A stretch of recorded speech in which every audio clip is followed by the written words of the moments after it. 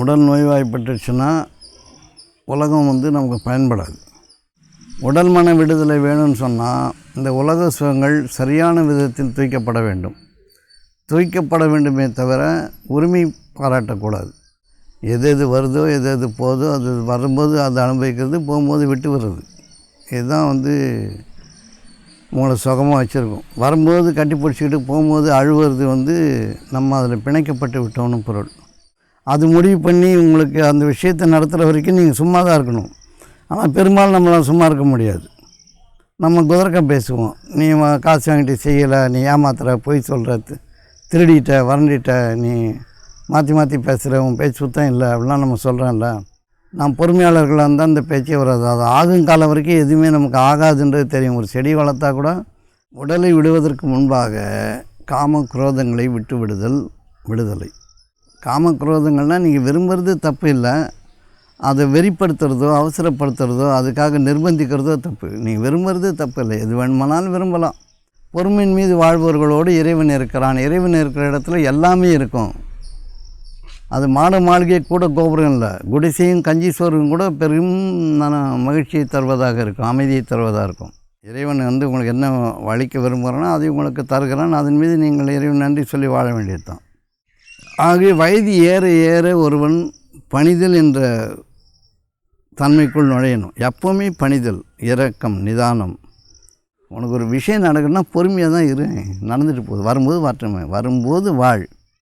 ஆற்றல் இருக்கும்போது, வலிவு இருக்கும்போது, அறிவு இருக்கும்போது, தேவை இருக்கும்போது யார் ஏவுகிறார்களோ அவர்களுக்கு நீங்கள் அடிபணிந்து அவர்கள் விரும்பும் முறை அந்த காரியத்தை ஒழுங்காக ஆற்றணும். இது சம்பாதி. இது பொறுமையின் மீது நீங்கள் இருக்கிறீர்கள் என்பதற்கான அடையாளம். நீங்கள் பணிதலின் மீது இருக்கும் பொழுது, ஒருத்தருக்கு வேலை செய்யும் போது இப்படி செய்யணும்னு சொல்கிறோம்ல, நீங்கள் தெரிஞ்சதை செய்கிறது வேலை இல்லை, என்ன செய்யணுமோ அதை செய்கிறது வேலை. அப்போது அந்த பொறுமை என்பது இப்போலேருந்தே சம்பாதிக்கணும், வேலையிலிருந்து ஆகவே கர்மயுகம் என்பது மிகவும் அவசியமானது. அந்த வாழ்க்கை ஒரு கொண்டாட்டமாக இருக்கணும். நீ உனக்குள்ளே வாழணும், நீ பிறருடைய காலடியில் வாழக்கூடாது. அது நமக்கு நாம் தவிர நண்பனும் இல்லை, பகைவனும் இல்லை. தாய் தந்தைக்கும் பணிவிடை செய்யணும், பிள்ளைகளுக்கும் பணிவிடை செய்யணும், அக்கம் பக்கத்துக்கும் பணிவிடை செய்யணும், குருமார்களுக்கு பணிவிடை செய்யணும். என் கடன் பணி செய்து கிடப்பதுன்னு சொன்னார் அப்பர். பொறுமையை சம்பாதி, நிதானத்தை சம்பாதி, சகிப்புத்தன்மை சம்பாதி, விட்டு கொடுத்தல சம்பாதி. முடிஞ்சால் அதில் இருந்து பார். இந்த உலகம் உன் காலடியில் இந்த உலகம் இருப்பதை நீ கண்டுகொள்வாய். இரக்கம் செய்வன் இரக்கம் செய்யப்படுவான். உலகத்தை விடணும், உள்ளத்துக்குள்ளே வாழணும். பொறுமையின் மீது இருப்பவர்கள் தான் பொறுமையை கற்பிக்கணும். அது கைவல்யமாகும். உன்னை அன்பை திருட முடியுமா? எதையும் திருட முடியாது. மறைவான அறிவை திருடவே முடியாது. கோவம் வந்ததுன்னா, ஏண்டா நாயை உனக்கு கோவம் வருதுன்னு நீங்களே கேட்டுங்க. இது ஆரம்ப புள்ளி. உனக்கு ஏன் கோவம் வருது? நீ எதுக்கு தகுதி, நீ எதுக்கு லாய்க்குன்னு உனக்கு தெரியுமா தெரியாதா? யாராவது உனக்கு சொன்னால் ஏன் அரிக்குது உனக்கு உடம்பு, மனசு ஏன் பிடுங்குது? நீ அவ்வளோ பெரிய அப்பாட்டக்கறாக இருந்தால் நீ போய் தனியாக வாழ வேண்டியது தானே. எல்லாருமே குற்றம், குறை, கோபம், தாபம், எரிச்சல், இதில் நீ தான் சாவையை தவிர வேறு யாரும் சாக மாட்டான். ஐயா வணக்கம். ஐயா, அறிவு, விடுதலை, சுதந்திரம், உடலுக்குன்னு ஏதாச்சும் விடுதலையோ இல்லை மனதிற்குன்னு ஏதாச்சும் ஒரு விடுதலையோ இருக்குதா? இல்லை ஒட்டு மொத்தமாக விடுதலையும் சுதந்திரமும் இருக்குதா? ஐயா நல்லதுங்க. கேட்ட கேள்வி அறிவு, விடுதலை, சுதந்திரம். விடுதலை சுதந்திரம் ரெண்டும் ஒன்று தான். அது வேறு மொழியில் இருக்கும். சுதந்திரம், விடுதலை அப்படின்னா எந்த ஒன்றும் நம்மளை, எந்த ஒரு விஷயமோ, பொருளோ, மனிதர்களோ, உறவுகளோ, இல்லை விருப்பங்களோ, ஆசைகளோ, கோபமோ நம்மளை நெருக்காமல் இருக்கிறது. நெருக்காமல் இருந்தால் நம்ம சுகமாக இருப்போம். இதெல்லாம் நெருக்கிச்சுன்னா நம்ம இதுக்கெல்லாம் அடிமையாக இருப்போம். எதெல்லாம் நம்மளை நெருக்குதோ அது எல்லாத்தையும் நம்ம விட்டுடணும். விட்டு விடுதல் விடுதலை. விடுதல் என்ற காரியத்தை யார் செய்கிறானோ அவன் விடுதலை அடைகிறான். விட்டு விடுதல் என்ற காரியத்தை யார் செய்கிறானோ அவன் விடுதலை அடைகிறான். அதாவது இறுக்கம் இல்லாமல் நெருக்கடி இல்லாமல் ஆயிடுறான். அது உடலுக்கான விடுதலை என்பது உடலை பதப்படுத்தி பண்படுத்தி அதை நல்ல நலத்தோடு ஆரோக்கியத்தோடு வைத்திருக்கும்பொழுது அது நமக்கு சுகமாக இருக்குது. உடல் நோய்வாய்ப்படாத பொழுது தான் அது நமக்கு பயனுடையதாக இருக்குது. உடல் நோய்வாய்ப்பட்டுச்சுன்னா உலகம் நமக்கு பயன்படாது. உடலே முதல்ல நமக்கு பிரதானமாக இருக்குது. அந்த உடம்பை வச்சு மனம் கற்பிக்கப்பட்ட கல்வியிலிருந்து ஐம்புலன் நுகர்ச்சியிலிருந்து ஏற்படக்கூடிய உணர்வுகளை மனம்னு சொல்கிறோம். இந்த மனமும் உடம்பும் சேர்ந்து உலகத்தை அனுபவிக்கிறது, உலக சுகங்களை அனுபவிக்கிறது. அது ஒரு காலம் வரை அந்த மாயையில் நம்ம இருந்து நம்ம உலக சுகத்தை அனுபவிக்கிறோம். ஆனால் நிஜமான உலக சுகம் என்பது நம்ம அனுபவிக்கவே இல்லை. உண்மையான சுகத்தை அனுபவிக்கவே இல்லை. பொருளினால் ஏற்படக்கூடிய பந்தங்கள், சேர்ப்புகள், இணைப்புகள், இதில் ஏற்படக்கூடிய இப்போ ஒரு மிளகாய் சாப்பிட்டா காரமாக இருக்குது, சர்க்கரை சாப்பிட்டா இனிப்பாக இருக்குது, இப்படி தான் சுகத்தை அனுபவிச்சிருக்குமே தவிர பொருளினால் ஏற்படக்கூடிய சுகங்கள். அப்புறம் எல்லோரும் உறவுகள் மக்கள் தொகை நெருக்கமாக இருந்தால் அதனால் ஏற்படக்கூடிய சுகங்கள். பணம் வசதி வாய்ப்புகள் இருந்தால் சொத்து பத்து இருந்தால் அதனால் ஏற்படக்கூடிய சுகங்கள் எல்லாம் ஒரு நில்லா சுகங்கள். இருக்கும், இல்லாமல் போயிடும். துக்க சுகங்கள் எல்லாம் அது ஒரு நேரம் இனிக்கும், ஒரு நேரம் வலிக்கும், ஒரு நேரம் ஆதரவாக இருக்கிற மாதிரி தெரியும், ஒரு நேரம் நிராதரவாகிடும். இவையெல்லாம் நம்ம கூட இருக்கிறது ஒரு சுகம்னு நம்ம நினைக்கிற வரைக்கும் நமக்கு விடுதலை இல்லை. அதனால் உடம்பும் விடுதலை அடையாது, மனம் விடுதலை அடையாது. உடல் மன விடுதலை வேணும்னு சொன்னால் இந்த உலக சுகங்கள் சரியான விதத்தில் தூய்க்கப்பட வேண்டும். தூய்க்கப்பட வேண்டுமே தவிர உரிமை பாராட்டக்கூடாது. அனுபவிக்கலாம், தப்பே இல்லை, நல்லா சாப்பிட்லாம். ஆனால் கொள்கை கோட்பாடு, நான் இப்படி தான் இருக்கணும் அப்படி தான் இருக்கணுன்ற சட்டத்திட்டங்கள் எல்லாம் வச்சுருக்கோம்ல, இதெல்லாம் நமக்கு தடையாக இருக்குது. உடல் மன சுகம் என்பது அதை அவ்வாறே அனுபவித்து விட்டு விடுவது. எது வருதோ எது போதோ அது வரும்போது அதை அனுபவிக்கிறது, போகும்போது விட்டு வர்றது. இதுதான் உங்களை சுகமாக வச்சுருக்கோம். வரும்போது கட்டி பிடிச்சிக்கிட்டு போகும்போது அழுவது நம்ம அதில் பிணைக்கப்பட்டு விட்டோன்னு பொருள். அதனால் நமக்கு துக்கங்கள் பெருவாரியாக ஏற்படுது. ஆகவே மன விடுதலை என்பது, உடல் விடுதலை என்பது உலகப் பொருட்களை அதன் போக்கில் அதன் இயக்கத்தில் அனுபவிக்க அனுமதித்து விடுவது, அதன் போக்கில் போக அனுமதித்து விடுவது. எந்த ஒரு உறவுமே நம்ம கூட நெருக்கமாக இருக்கும்போது நெருக்கமாக இருக்கலாம், நெருக்கம் குறையும் போது நெருக்கமாக எல்லாம் விட்டுடணும், சரின்னு சொல்லிடணும். வரும்போது வளமையான வாழ்க்கை வரும்போது நல்லபடியாக வாழ்ந்து 4 பேருக்கு உதவி செய்து வாழலாம். அது இல்லாத பொழுது அதே மாதிரி மன சுணக்கம் இல்லாமல் இருந்துட்டால் உலக சுகங்களும் மனமும் உடம்பும் சுகமாக தான் இருக்கும். நம்ம அதை நெருக்கமாக்கிக்கும் போது, உரிமையாக்கிக்கும் போது, உடமையாக்கிக்கும் போது, அதன் மீது பற்று வைக்கும் போது அது நம்மை விடுறதில்லை, அது நம்ம அதை விடுறதில்லை. ரெண்டும் சேர்ந்து நெருக்கடியாகி நமக்கு துன்பங்கள் விளைந்து விடுகிறது. அதனால் விடுதல் என்ற காரியத்தை செய்பவன் விடுதலை அடைகிறான். இருக்கும்போது போகும்போது போட்டோம். அது எப்படின்னா, ஒரு கதை ஒன்று கேட்டேன், சொல்லுவாங்க. அந்த கதையை புரிஞ்சுக்கிட்டோம்னா நீங்கள் கேட்ட கேள்விக்கு பதில் வந்தோம். சாதாரணமாக ஒரு கழுகு, ராஜாளி கழுகு இருக்குல்ல, அந்த கழுகு மலை மேலே கூடு கட்டுமா.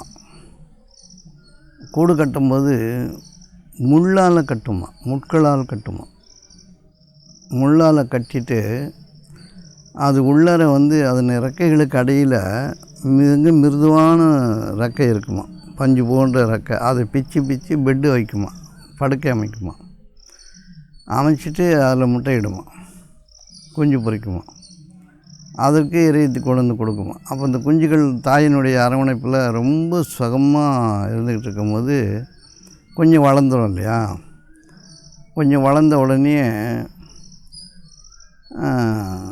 பறக்கிற ஸ்டேஜ் வர வரைக்கும் அந்த ரெக்கைக்குள்ளேயே அது இருந்து பழகினதுனால ரொம்ப சுகப்பட்டிருக்கும். பறக்கிற ஸ்டேஜ் வந்து தாய்க்கு தெரியும்.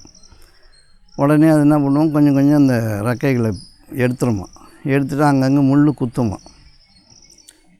குஞ்சுகளுக்கு. உடனே அந்த குஞ்சுகள் என்ன பண்ணும், இன்னும் கொஞ்சம் நல்லா இருக்கிற ரெக்கை இருக்கிற இடத்துல போய் படுத்துக்குமா. அப்படி இருக்கும்போது இவன் எல்லாத்தையும் இந்த மென்மையான ரெக்கையெல்லாம் எடுத்துகிட்டு முள்ளாக குத்த விட்டுருமா. அப்போ எல்லாம் பறக்க தயாராகிடணும். உடனே ரெக்கை மேலே ஏறிக்குமா. கழுகு வெளியே வந்துடும். உயர பறந்து போய் குஞ்சு கழுவி விட்டுரும். குஞ்சு கழுவி விட்டுட்டு கழுகு பார்வைன்னுவாங்களா, அப்படி பார்க்குமா. எந்த குஞ்சு பறந்துடும், எந்த குஞ்சு பறக்காதுன்னு அதுக்கு கணக்கு பண்ணிவிடுவோம். கணக்கு பண்ணிட்டு அந்த குஞ்சு விழுற மாதிரி இருந்தால் திரும்பி ரெக்கையில் தாங்கிக்குமா. விழுந்துடுச்சுன்னா அது பறந்துடுச்சுன்னா விட்டுடுமா. அது மாதிரி எல்லா பறவை குஞ்சுங்களும் பறக்கிற வரைக்கும் அதனுடைய உதவி அந்த குஞ்சுகளுக்கு இருக்கும். எல்லா குஞ்சுங்களும் பறந்த உடனே மீண்டும் அவைகள் சந்தித்து கொள்வதே இல்லை. ஒரு நாளும் அது சந்திக்கிறது இல்லை. வானத்தையும் பூமியை அளந்து வாழ்வதற்காக நாம் பிறந்தவர்கள் அப்படின்னு சொல்லிட்டு அந்த மேலேருந்து பறக்க விட்டுட்டு போயிடுவோம். அதுபோல் நம்முடைய உடைமைகளை உரிமைகளை நம்ம அனுபவிக்கணும், பாதுகாக்கணும், எல்லாம் செய்யணும்.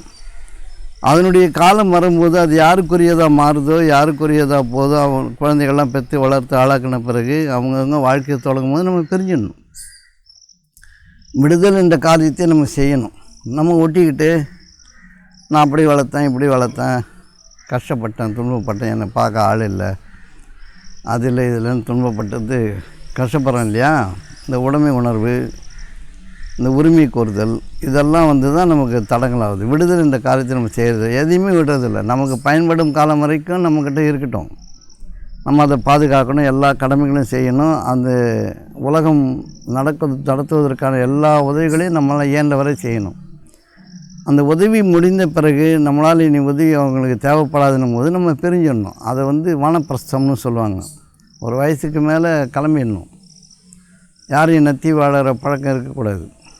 அப்போ உடம்பும் மனதும் விடுதலை அடையணும்னு சொன்னால் விடுதலை என்ற காரியத்தை நம்ம செய்யணும்.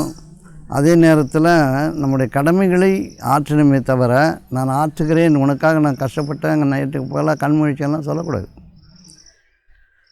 இப்படி காயம்பட்டு காயங்களை சொல்லி சொல்லி வாழ்கிற வாழ்க்கை தான் நரகம்.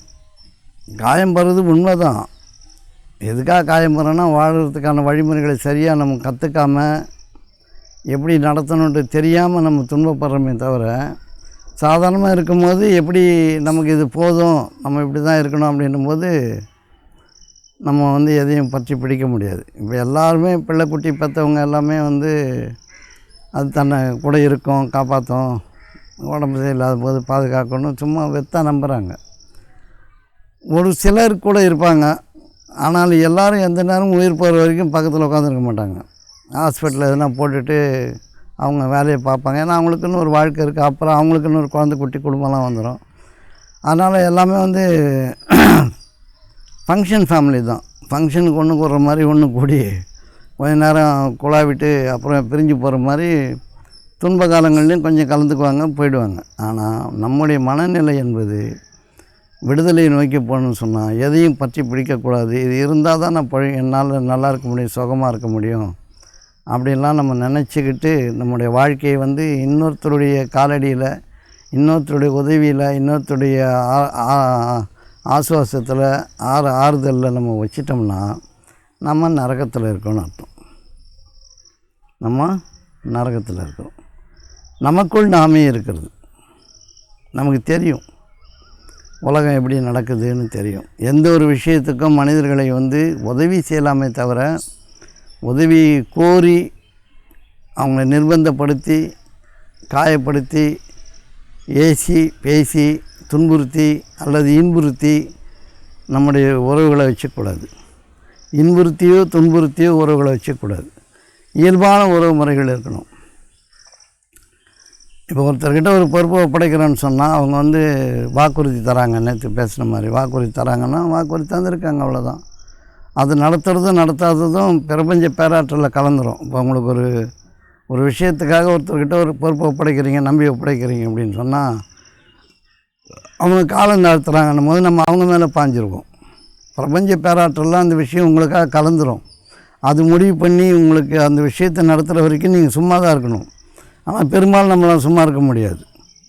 நம்ம குதிரக்கம் பேசுவோம். நீ காசு வாங்கிட்டு செய்யலை, நீ ஏமாத்துற, பொய் சொல்கிற, திருடிட்ட, வறண்டிட்ட, நீ மாற்றி மாற்றி பேசுகிற, உன் பேச்சு சுத்தம் இல்லை அப்படிலாம் நம்ம சொல்கிறோம்ல. ஏன் அது மாதிரி நமக்கு நடக்குதுன்றதை நம்ம சிந்திக்கிறது இல்லை.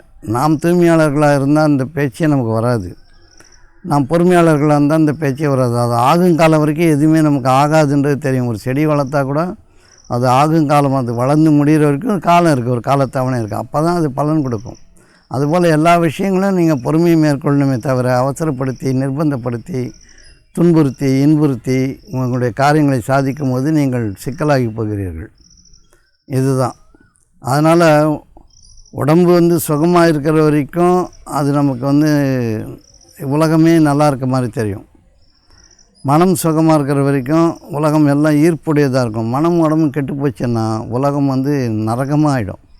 எவ்வளோ வாய்ப்பு, எவ்வளோ வசதி இருந்தாலும் நரகமாகிடும். இதற்கு காரணம் டிபெண்டன்சி, சார்ந்து வாழ்கின்ற தன்மை. சார்ந்து வாழ்கின்ற தன்மையை சார்ந்து வாழ்தலோடு நிறுத்தினுமே தவிர உரிமை கோருதலாக வச்சுக்கூடாது. இப்போ பசங்க உறவுகள் இருக்காங்கன்னா நீங்கள் பயன்படுத்திக்கலாம். ஆனால் அவங்க இல்லாத பொழுது என்னால் வாழவே முடியாதுன்றது நெருக்கடியாக அவங்க மனசில் இருக்கக்கூடாது. பிரிஞ்சு போயிட்டாங்கன்னா நான் என்ன பண்ணுவேன், ஏது பண்ணுவேன், நம்ம உறவுகள் இப்படி போயிடுச்சுன்னா என் வாழ்க்கையை போயிடுமே அப்படின்னு இன்னொருத்தர் காலில் நம்முடைய வாழ்க்கையை வைக்கிறோம். ஆகிய நாம் தனித்துவமாக தனியாக வாழ பழகுதல் வேண்டும். உடலை விடுவதற்கு முன்பாக காம குரோதங்களை விட்டு விடுதலை. சாகிற வரைக்கும் இந்த சொத்து ஆசை, பண ஆசை, உறவு ஆசை எல்லாத்துக்கும் வரத்துக்கு வாய்ப்பு இருக்குது. சாகிற வரைக்கும் கோபம் வரத்துக்கு வாய்ப்பு இருக்குது. ஆசை வரும்போது முகம் சந்தோஷமாகவும், கோபம் வரும்போது ஆத்திரமாயிடும்னு கீதையில் சொல்கிறாங்க. அதனால் நல்லா இருக்கிற நிலையிலேயே காம குரோதங்களை விட்டுடணும்.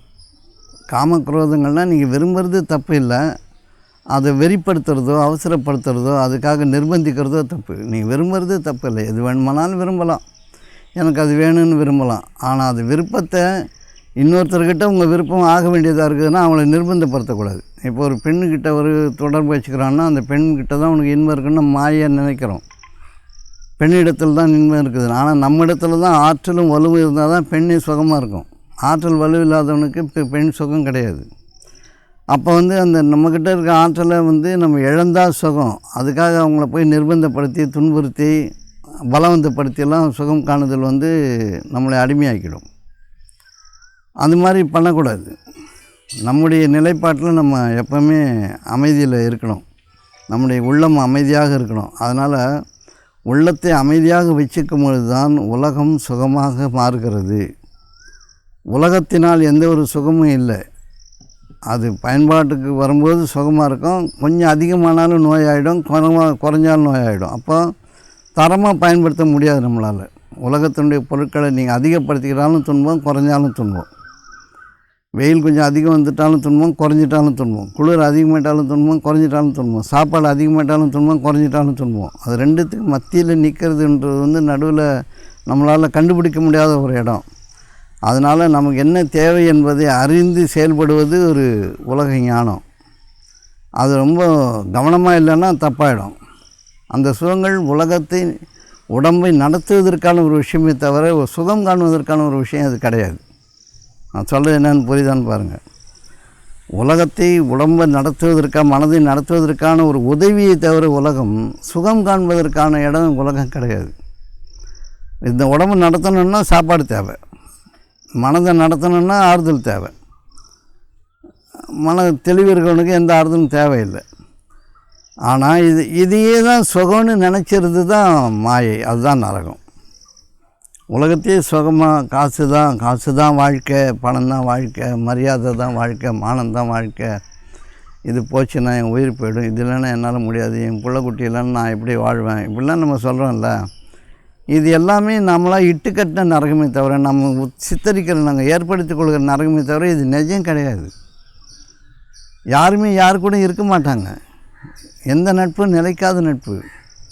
ஏன்னா மாற வேண்டிய கட்டாயம் இருக்குது. எல்லாமே மாறிக்கிட்டே இருக்கும். எல்லாம் எந்த உறவுகளும் மாறக்கூடியது, எல்லா நிலைப்பாடுகளும் மாறக்கூடியது, தினமும் மாறக்கூடியது, நிமிஷம் மாறக்கூடியது. இந்த மாறக்கூடியதின் மீது மாறாத தன்மையை நீங்கள் ஏற்படுத்தணுன்னா அதை விட்டு விடுதல் என்பதுதான் மாறாத தன்மையில் உங்களால் வச்சிருக்கும்.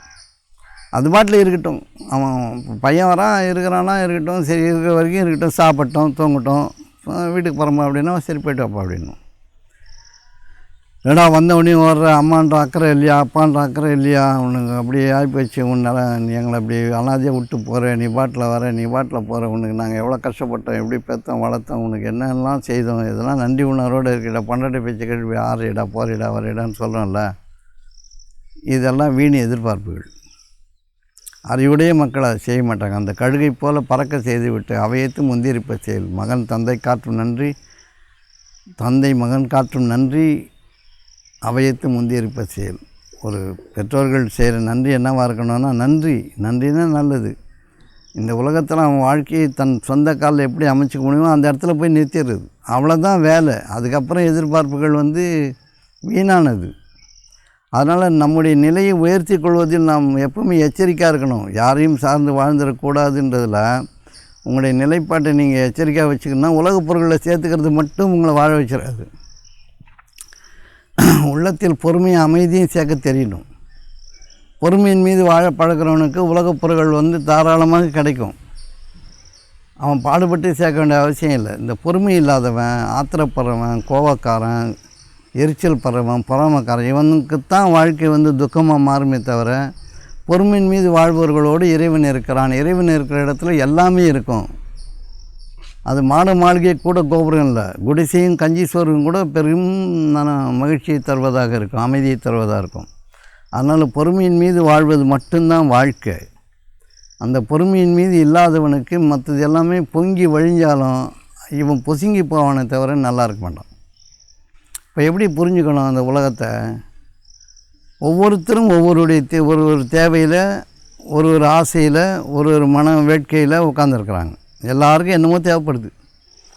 சின்ன வயசுக்காரங்களுக்கு ஒரு தேவை, நடு வயசுக்காரங்களுக்கு ஒரு தேவை, குழந்தைங்களுக்கு ஒரு தேவை, பெரியவங்களுக்கு ஒரு தேவை இருக்குது. யார் தேவையும் யார் நிறைவேற்ற முடியுமோ அவங்க மட்டும்தான் நிறைவேற்றுவாங்க. இப்போ பெரிதும் வயதானவர்களுடைய தேவையை நிறைவேற்றுறதுக்கு ஆள் குறைவு.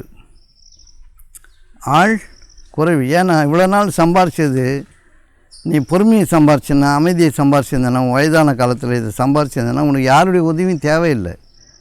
நீ எதிர்பார்க்குற உதவி தேவை. உனக்கு உதவிகள் தானாக அமைஞ்சிடுறாங்க. பக்கத்தில் யாரோ ஒருவர் உனக்கு உதவியாளராக உட்காருவாங்க. உன்னை பெற்ற புள்ள குட்டின்றதெல்லாம் வரலன்னு நீ எப்போ எதிர்பார்க்குறியோ அப்போ நீ வயசானதுக்கான எந்த அறிகுறியும் உங்கள்கிட்ட இல்லை. நீ அறிவு சம்பாதிக்கலை, அமைதியை சம்பாதிக்கலை, பொறுமையை சம்பாதிக்கலை. அதனால் புலம்பலில் வாழறாங்க. ஆகவே வயதானவர்களை கவனிக்கிறதுக்கு இங்கே ஆள் குறைவு. இப்போ ஒரு தாய் ஒரு சின்ன குழந்தையை நல்லா பராமரிப்பாங்க. அதே அவங்க அம்மாவை பராமரிக்கிறது அவ்வளோ முனைப்பாக செய்ய மாட்டாங்க. பெற்ற தாயை பராமரிப்பதை விட தான் பெற்ற குழந்தையை பராமரிக்கிறது தான் ஒருத்தருக்கு எண்ணம் போகும். ஆகவே இயலாதவர்களை குழந்தைகளாகவும் பார்க்கலாம், பெரியவங்களாகவும் பார்க்கலாம். ரெண்டு பேருமே இயலாதவங்க தான். அப்போ குழந்தைகள் கவனிக்கப்படுது, பெரியவங்க கவனிக்கப்படலைன்னா பெரியவங்க இது வரைக்கும் சம்பாதிச்சுக்கணும். குழந்தை இன்னும் சம்பாதிக்கவே இல்லை. பெரியவங்கன்னு சொன்னேன்னா நீ சம்பாதிச்சிருக்கணும், அமைதியை சம்பாதிச்சிருக்கணும், பொறுமையை சம்பாதிச்சிருக்கணும், நிதானத்தை சம்பாதிச்சிருக்கணும். இதிலெல்லாம் நீ சம்பாதிச்சு வச்சுருந்தேன்னா இது காப்பாற்றும். உன் பொறுமை உன்னை பாதுகாக்க போதுமானது, உன்னுடைய நிதானம் உன்னை பாதுகாக்க போதுமானது, உன்னுடைய அமைதி உன்னை மகிழ்விக்க போதுமானது. மற்ற உறவுகள் வருதோ வரலையோ உனக்கான உதவியாளர்கள் உன்னோடு இருப்பார்கள், தேவைக்கு இருப்பாங்க. யாருடைய நிர்பந்தமும் நீ யாரும் நிர்பந்திக்க மாட்டேன், யாரும் உன்னை நிர்பந்திக்க மாட்டாங்க. அப்போது ஏன் வயதானவர்கள் புறக்கணிக்கப்படுகிறார்கள்னா இவன் ஈட்ட வேண்டியது ஈட்டலை, இறைவன் பக்கம் திரும்பலை, தன் உள்ளத்தின் பக்கம் திரும்பலை, தான் எதின் மீது வாழ வேண்டும்ன்றது அவனுக்கு தெரியாமல் விட்டான். சதா சொத்து பத்து மேலேயும் பிள்ளைக்குட்டி மேலேயும் உறவுகள் மேலே கவனம் வச்சு இதெல்லாம் என்னை பாதுகாக்க நம்புகிறான். அது கைவிட்டுருன்னு தெரியல. ஈட்ட வேண்டியது ஈட்டி இருந்தால் வயதான காலம் என்பது வசதியாக இருக்கும், சுகமாக இருக்கும். உடலை விடுவதற்கு முன்பாக அவன் யாவற்றையும் விட்டிருப்பான். உடலை விடுவதற்கு முன்பாக இந்த உலகத்தை அவன் விட்டிருப்பான். இந்த உலகம் அவனை பாதிக்காது. தன்னுடைய உள்ளத்தில் நிம்மதியை காண்பான், தன் உள்ளத்தில் அவன் விளையாடுவான். இதெல்லாம் கீதையில் இருக்குது. 5ஆம் அத்தியாயம் 23வது 24வது ஸ்லோகத்தில் இருக்குது. தன் உள்ளத்தில் அவன் விளையாடுவான், தன் உள்ளத்திலேயே அவன் வாழ்வான், தன் உள்ளத்தை தாண்டி வெளியே போக மாட்டான், தன் உள்ளமே இறைவனுடைய கிரீடம், இறைவனுடைய இருப்பிடம் என்பதை அவன் அறிந்திருப்பான். ஆகவே அவன் ஆனந்தத்தில் இருப்பான், காம குரோதத்தை அவன் நீக்கியிருப்பான். இந்த சம்பாத்தியத்தை தான் காலத்தில் சம்பாதிக்கணும். எப்போவுமே ஒரு ஆத்திரம், கோபம், வெறித்தனம், நிதானம் இல்லாத போக்கு, பெருமை, நான் பெரியவன், நீ யார், நான் யார், இந்த சண்டையிலேயே வாழ்க்கையை ஓட்டுறவன் நிராகரிக்கிற கூட்டத்தில் இருக்கிறான். இறைவன் என்பவன் ஆனந்தமானவன், இறைவன் என்பவன் படைக்கும் ஆற்றலுடையவன், இறைவன் தான் நாடியதை படைப்பில் மிகுதப்படுத்துகிறான். அப்படின்னா அந்த இறைவனை சார்ந்து இருக்கும்போது நம்முடைய நாட்டப்படி அவன் நமக்கு வேண்டியதை கணக்கின்றே கொடுக்குறான். யாருடைய தேவை நமக்கு இல்லை. இப்போ உங்களுடைய அறிவை வச்சுக்கிட்டு நீங்கள் சாகிறது தான் உங்களுடைய தற்கொலை தான் உங்களுடைய அறிவு. கருவி அறிவியலை தவிர மறைவான விஷயத்துக்கு அறிவை பயன்படுத்தக்கூடாது. மறைவான விஷயம்னா ஒரு மனிதன்கிட்ட ஒரு பொறுப்பை கொடுத்தோம்னா அந்த மனிதன் எப்போ செய்வான், ஏது செய்வான்றது மறைவில் இருக்குது. ஆனால் ஒரு மோட்டர் வேலை செய்யணும்னு சொன்னால் அது கருவி அறிவியல், அதுக்கு அறிவை பயன்படுத்தணும். இதுக்கு பொறுமையை பயன்படுத்தணும். மனிதர்களால் ஆகக்கூடிய காரியத்தை மனிதர் எதிர்பார்க்கணும்னா பொறுமையை பயன்படுத்தணும். பொறுமை வரணும், அந்த பொறுமையின் மீது அந்த காரியம் நிகழணும். அதே கருவி அறிவியலுக்கு அறிவு முக்கியமான தேவையாக இருக்குது.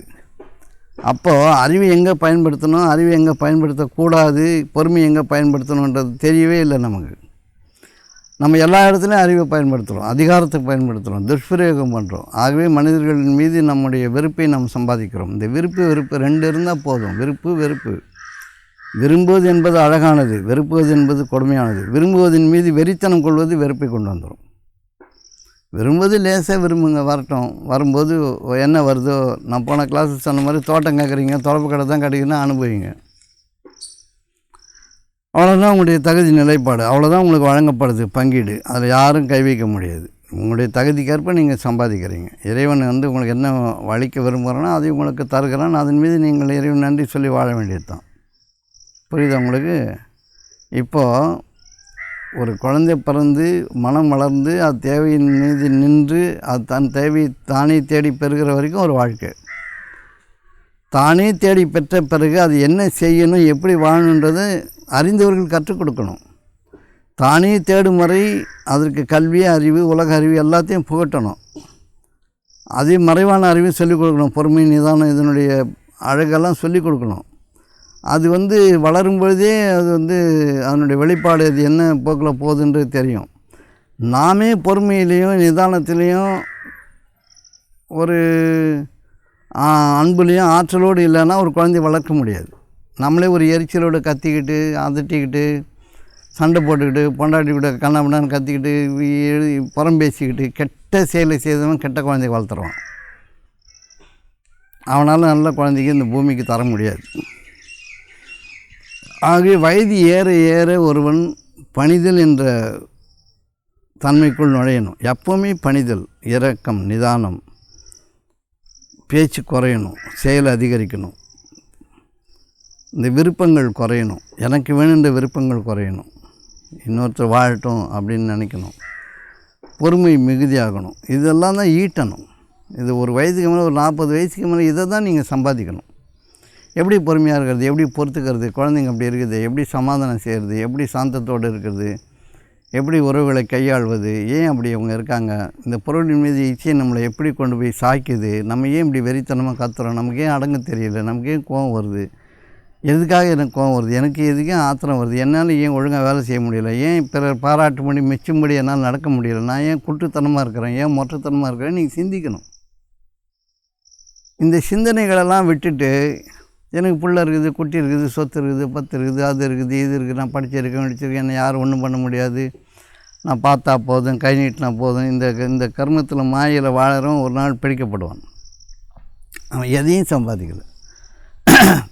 பேங்க் பேலன்ஸ் இருக்குது, எஃப்டியில் போட்டு வச்சுருக்கேன், எனக்கு அது ஆகிடும், இப்படி ஆகிடும், என்னை பார்த்துப்பாங்க, பசங்க இருக்காங்க, அங்கே இருக்காங்க, இங்கே இருக்காங்க, பிள்ளைக்குட்டி இருக்குது, சொந்த பந்தம் இருக்குது, நான் வளர்த்த நாய் எல்லாம் வச்சுப்பாங்க.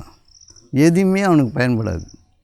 அவன் பொறுமையை சம்பாதிக்காத வரை, நிதானத்தை சம்பாதிக்காத வரை, சகிப்புத்தன்மையை சம்பாதிக்காத வரை இந்த உலகப் பொருள்கள் இந்த வயதானவர்களுக்கு வயதான காலத்தில் பயன்படாது, உறவுகளும் பயன்படாது. அவன் நிம்மதி இழந்து தான் இருப்பான். ஐயோ ஐயோன்னு கத்துவான், வரலேன்னு கத்துவான். நோய் வரட்டும், சாக போகிறோன்னு தெரியுதுன்னா அதன் மீது நாம் அமைதி கொள்ளுதல் மிகவும் அவசியமாக இருக்குது. ஆமாம், வருது தெரியுது. நெருக்கடியான காலங்கள், கடைசி காலங்கள் நிகழும்போது ஒரு மனிதன் என்ன வச்சுருந்தா அவன் நிம்மதியாக இருப்பானோ அதை சம்பாதிச்சிடணும், பொறுமையை தான் வச்சுக்கணும். இல்லைன்னா இந்த வாழ்க்கையினுடைய உச்சகட்டம், ஒரு கிளைமேக்ஸ், அது ஒரு திருவிழா. மரணம் என்பது ஒரு திருவிழா, ஒரு கொண்டாட்டம். அந்த கொண்டாட்டத்துக்கு இறைவனை சந்திக்க போகிற, ஒரு மணப்பெண்ணை சந்திக்க போகிறதுக்கு முன்னாடி ஒரு மாப்பிள்ளை எவ்வளோ குதூகலமாக இருப்பானோ அது மாதிரி இறைவனை சந்திக்கிறதுக்கு முன்னாடி ஒரு மரணம் ஒரு குதூகலமாக ஒருத்தனுக்கு அமைஞ்சிடுச்சுன்னா அவன் வாழ்ந்துட்டான், அவன் தான் வாழ்ந்தவன். அப்படி வாழாமல் துன்பப்பட்டு சாகரமாக வாழ்ந்து கெட்டவன். அவன் வாழவே இல்லை, அவன் கெட்டவன். அப்போ அந்த மரண திருவிழா நடக்கிற காலத்தை நோக்கி நாம் பயணிக்கும் போது நாம் எதை ஈட்டி வைத்திருந்தால் அது திருவிழா ஆகணும். காசு பணம் வச்சுருந்தா எப்படி உலகம் கொண்டாட்டமாக இருக்குமோ, பொறுமை நிதானம் வச்சுருந்தா மரணம் கொண்டாட்டமாக இருக்கும். மரணம் வரும்போது அவன் மிகவும் கொண்டாட்டமாக இருப்பான். ஏன்னா மணவாளனை சந்திக்க செல்கிறான், தனக்குரியவனை சந்திக்க செய்கிறான், தன்னுடைய வீடு பேருக்கு செல்கிறான், தன்னுடைய வீட்டுக்கு திரும்புகிறான். எந்த இயற்கையில் படைக்கப்பட்டானோ அந்த இயற்கைக்கு அவன் திரும்புகிறான். அது ஒரு கொண்டாட்டம் தானே. ஆனால் நம்மை மரணம் பயமுறுத்துகிறது. மனிதன் மரணத்தை கண்டு அஞ்சுகிறான், என்ன ஆகிவிடுமோ என்று கலங்குகிறான். ஏன் இந்த கலக்கம்னா சம்பாதிக்க வேண்டிய சம்பாதிக்கலை, என்ன ஈட்டணுமோ அது ஈட்டலை. ஏன் பொறுமையாக இருக்கணும், ஏன் ஏற்று மனிதர்களை குறை சொல்லக்கூடாது, ஏன் புறம் பேசக்கூடாது, ஏன் அவனை குற்றம் பிடிக்கக்கூடாது. ஆட்சியின் பெரியாரை புகழ்தலும் இளமே, சிறியாரை இகழ்தல் அதனினும் இளமை. தெரியாதவனை திட்டவே கூடாது, ஒன்றும் தெரியாதவனை குறைச்சி பேசக்கூடாது, நீ முட்டாள்னு சொல்லக்கூடாது. அவன் முட்டாள் தான் இருக்கிறான்னு உனக்கு தெரியுது, அவனுக்கு அறிவாளி ஆக்கிறதுக்கு முயற்சி பண்ணு. அவன் கோபக்காரனாக தான் அவனுக்கு அமைதி எப்படி உண்டாக்கணும்னு சொல்லு. அவனை குறைப்படுத்தி மீண்டும் அவனை சிறைப்பிடித்து அவனை ஜெயிலில் ஏன் தள்ளுற? இப்படி என்ன இப்போ வயதான காலத்தில் என்ன சம்பாரிச்ச, என்ன ஈட்டுற? இது கேள்வி முன்னாடி நிற்கலையே. அப்படி உடலும் மனம் விடுதலை அடையும், கடைசி வரைக்கும் விடுதலை அடையாது. நீ இந்த பின்புலத்தில், பொருள்களின் பின்புலத்தில், உலகத்தின் பின்புலத்தில், ஆத்திரத்தின் பின்புலத்தில், வெறித்தனத்தில், அந்த எல்லா விஷயங்களையும் நீ பின்னாடி நின்றுக்கிட்ட ஒரு அடிமையை போல், நாயை போல் குறைச்சிக்கிட்டு, கத்திக்கிட்டு, ஆடிக்கிட்டு, பாடிக்கிட்டு ஏதோ ஒன்று பண்ணிகிட்டு இருந்தேன்னா இந்த வாழ்க்கை உன்னை கைவிடும். நீ வாழ்க்கை நான் தான் என்பதை நீ மறந்து போவாய். வாழ்க்கை வேறு, நீ வேறாக ஆகி போவாய். ஆகவே மரணம் உனக்கு மிகவும் துன்பமாக இருக்கும். மரணத் திருவிழா நடக்கும் பொழுது ஒரு மனிதன் ஆசுவாசமாக இருக்க வேண்டும், சுகமாக இருக்க வேண்டும். மணமேடையில் இருக்கிற மணவாளனைப் போல, மணப்பெண்ணைப் போல அந்த திருமணத்தை ஏற்றுக்கொள்வதற்கான, அந்த சந்திப்பை ஏற்றுக்கொள்வதற்கான குதூகலிப்பில் இருக்க வேண்டும். அந்த வாழ்க்கையை நம்ம சம்பாதிச்சே தீரணும். அதுதான் அவர்கள் ஏன் துன்பப்படுறாங்க, அவங்க ஏன் உதவி எதிர்பார்க்குறாங்க, ஏன் நீ சம்பாதிக்கலை? உனக்கு சொல்லாமே இருந்தாங்க, உன்னுடைய குருமார்கள் உனக்கு சொல்லலையா, உன்னுடைய ஆசிரியர் பெருமக்கள் உனக்கு சொல்லலையா, பொறுமையாக இருக்குன்னு உனக்கு சொல்லவே இல்லையா, கோவப்படாதுன்னு சொல்லவே இல்லையா, உண்மை பேசுன்னு சொல்லவே இல்லையா? சொன்னாங்கல்ல, ஏன் நீ இல்லை என்ற கேள்வி நம் முன்னாடி நின்று கொண்டு இருக்கிறது. ஆக உடலும் மனதும் விடுதலை அடைய வேண்டும் என்றால் விடுதல் என்ற காரியத்தை நாம் செய்ய வேண்டும். விடுதல் என்ற காரியத்தை செய்கிறதுனா ஆரம்பத்திலேருந்தே பழகணும். நடக்கிறது நடக்கட்டும், ஏன் அவசரப்படுத்துகிற, ஏன் நீ அங்கலாய்க்கிற? உனக்கு ஒரு விஷயம் நடக்கணும்னா பொறுமையாக தான் இரு, நடந்துட்டு போகுது, வரும்போது வரட்டுமே, வரும்போது வாழ். நிகழ்காலத்தில் இருன்னா நிகழ்கின்ற காலம் நெடுங்காலம். நிகழ்கின்ற காலம் என்பது நெடுங்காலம். காலையில் கண் முழிச்சிருந்து நைட்டு தூங்குற வரைக்கும் நிகழ்காலம்தான். அந்த நொடியை கடக்கிறதுன்றது நிகழ்காலம் இல்லை. நீ ஒவ்வொரு நொடியும் கடந்து போகும்போதெல்லாம் நிகழ்காலம். நிகழ்காலம்னா நிகழ்ந்த காலம், நிகழ்கின்ற காலம், நிகழப்போகும் காலம், 3 காலம் சேர்ந்தது நிகழ்காலம். ஆகவே கண் விழித்ததிலிருந்து நீ தூங்கும் வரை நீ சுகமாக இருக்க பழகுதல் வேண்டும். உன்னுடைய காரியத்தின் மீது நீ திண்ணமாக இருக்க வேண்டும். எதை செய்யணுமோ அதை செய்துட்டு போயிட்டே இருக்கணும், சரியாக செய்யணும். தப்பாக வேலை செய்யக்கூடாது. தப்பாக வேலை செய்தீங்கன்னா மனிதருடைய சாபமும் துன்பமும் உங்களை பீடித்து கொள்ளும். எந்த வேலைக்கு நீங்கள் வந்தீங்களோ அந்த வேலையை திறம்பட செய்யணும். அதுதான் இந்த வாழ்க்கையில் நீங்கள் சம்பாதிக்க வேண்டிய விஷயம். ஆற்றல் இருக்கும்போது, வலிவு இருக்கும்போது, அறிவு இருக்கும்போது, தேவை இருக்கும்போது, யார் உண்மை ஏவுகிறார்களோ அவர்களுக்கு நீங்கள் அடிபணிந்து அவர்கள் விரும்பும் முறை அந்த காரியத்தை ஒழுங்காக ஆற்றணும். இது இது பொறுமையின் மீது நீங்கள் இருக்கிறீர்கள் என்பதற்கான அடையாளம் நீங்கள் பணிதலின் மீது இருக்கும் பொழுது. ஒருத்தருக்கு வேலை செய்யும் போது இப்படி செய்யணும்னு சொல்கிறோம்ல, நீங்கள் தெரிஞ்சதை செய்கிறது வேலை இல்லை, என்ன செய்யணுமோ அதை செய்கிறது வேலை. ஒப்பேத்துறது வேலை கிடையாது. அப்போது அந்த பொறுமை என்பது இப்போலேருந்தே சம்பாதிக்கணும், வேலையிலிருந்து ஆகவே கர்மயோகம் என்பது மிகவும் அவசியமானது. வேலை செய்ய தெரியல அப்படின்னு சொன்னால் மனிதனுடைய சாபம். உனக்கு பொறுமை இல்லைன்னு தானே அர்த்தம். உனக்கு பொறுமை இல்லை, நீ பொறுமை ஈட்டணும், இல்லைன்னா வயதான காலம் உன்னை நாசப்படுத்திடும். நீ இப்பயே சம்பாதிக்கணும், பொருளோடு சேர்த்து அருளையும் சம்பாதிக்கணும். செல்வத்தோடு செல்வம், அருட்செல்வம், பொருட்செல்வம் பூரியார் கண்ணும் உள்ள. காசு பணம் யார்கிட்ட வேணாலும் இருக்கும், ஆனால் அருள் இருக்காது. அருட்செல்வத்தை சம்பாதிச்சவன் தான் அமைதியாக வாழ முடியும். காசு வச்சுக்கிறவங்களாம் நல்லா வாழ்ந்துருவான்ற அடையாளம் கிடையாது. மரணம் என்பது நான் பார்த்துருக்குறேன். எப்படின்னா, ஒரு வயதானவர், ஒரு பணக்காரர், நாங்கள் வீட்டு வாசலில் விளையாடிட்டு வந்தோம். அவர் ஒரு முஸ்லீம். அவர் எங்களை பார்த்துக்கிட்டே இருப்பார். நாங்கள் டெய்லி விளையாடும்போது நாங்கள் சின்ன பசங்களாக பார்த்துக்கிட்டே இருப்பார். பார்த்துக்கிட்டே இருக்கும்போது ஒரு நாள் என்னை கூப்பிட்டார். அவர் கேட்டை திறந்து, இங்கே வாப்பா அப்படின்னு கூப்பிட்டார். சரின்னு போனேன். என்னை கூட்டிகிட்டே வீட்டுக்குள்ளே போனார். தனியாக தான் இருந்தார். என்னை உட்கார சொன்னார். உட்காந்துட்டு என் மடியில் படுத்தார். தலையை பிடின்னு சொன்னார். தலையை பிடிச்சோடனே ஒரே ஒரு 10 செகண்டு தான் இருக்கும். ஆசுவாசம் மூச்சு விட்டார், இறந்து போயிட்டார். எந்த துடிப்பு இல்லை, துள்ளலும் இல்லை. அந்த மரணம் என்னை வெகுவாக கவர்ந்தது. இப்படி ஒரு மரணம் ஒரு மனிதனுக்கு நிகழ்வது எவ்வளோ பாக்கியம் இருந்தால் அப்படி நிகழும். அதே போல் ஒரு நாள் ஒரு புறா பறந்து வந்தது. நான் அப்படி கை நீட்டினேன். அப்படியே என் கையில் உட்காந்து மரணிச்சு போச்சு. அவ்வளோ ஆற்றலோடு மரணத்தை அடைந்த உயிரினங்களை நான் பார்த்துருக்குறேன். ஒரு புறாவும் ஒரு மனிதனையும் நான் பார்த்ததுனால அவங்க சொல்ல, இந்த மரணம் ஒரு திருவிழா, ஒரு கொண்டாட்டமாக அமையணும். அப்போ மனமும் விடுதலை அடையாத பொழுது, மனம் உடலும் விடுதலை அடையாத பொழுது இந்த வாழ்க்கை நரகமாக முடியும் என்பதன் மீது நீங்கள் எச்சரிக்கையாக இருங்கள். அப்போ இப்போவே அவசரப்படுத்துறது, ஆத்திரப்படுத்துறது, இந்த சின்ன வயசுலேயே கற்றுங்க. அப்படியே வெறித்தனமாக கத்துறீங்க, கோவம் வருது, சண்டை போடுறீங்க. எதுக்கு சண்டை போடுறேன்னு உங்களுக்கும் தெரியல. எதாவது தெரியாமல் செய்யிட்டால் உடனே விட்டு தொலைக்க வேண்டியதானே. தெரியாமல் செய்துட்டான், சரி ஆகிறக்காரங்க ஆகட்டும், பார்க்கலாம் அப்படின்னு நிதானத்தை பொறுமையெல்லாம் சம்பாதிக்கணும். ஆனால் வரிஞ்சு கட்டிட்டு போய் சண்டை நின்னா நீ என்ன சம்பாதிக்க போகிற? நீ மரணத்தின் காலத்திற்கான சேர்ப்புத்தன்மை எதை சேர்த்து வைக்கிறோ அதை சேர்த்து வைக்கணும். இறைவன் எதை சேர்த்து வைக்க வேண்டும் என்று கட்டளையிட்டானோ அதை சேர்த்து வைக்க வேண்டும். அவன் கட்டளை மீறி நீ சேர்த்து வைக்கிறதெல்லாம் குப்பை கூடும். கொடியாக பணம் வச்சுக்கிட்டு வயசான காலத்தில் என்ன பண்ணுவேன்? நீ ஒரு இடத்துக்கு கூட போக முடியாது, ஒரு காரில் போக முடியாது, ஒரு இடம் போய் சுற்றி பார்க்க முடியாது, செய்து விரும்பின தின்ன முடியாது. உன்னுடைய மரணம் ஒரு கொண்டாட்டமாக அமையணும்னு சொன்னால் இந்த வாழ்க்கை ஒரு கொண்டாட்டமாக இருக்கணும். இந்த வாழ்க்கை ஒரு கொண்டாட்டமாக இருக்கணும். நீ உனக்குள்ளே வாழணும். நீ பிறருடைய காலடியில் வாழக்கூடாது. பிறருக்கு பணிவிடை செய்யணும், பிறருக்கு உதவியாக இருக்கணும். அந்த கழுகை போல் வாழணும். தன் குஞ்சுகளுக்காக. ஒரு கோழி கூட அப்படி தான் வாழுது, ஒரு மாடு கூட அப்படி தான் நைக்கு வளருது. பறவை வந்தோடனே விட்டுட்டு விலகிடுது. இந்த விலகுதல் என்பது விடுதலை. நீ எதிர்பார்ப்பு என்பது உன்னை நரகத்தில் ஆழ்த்திவிடும்.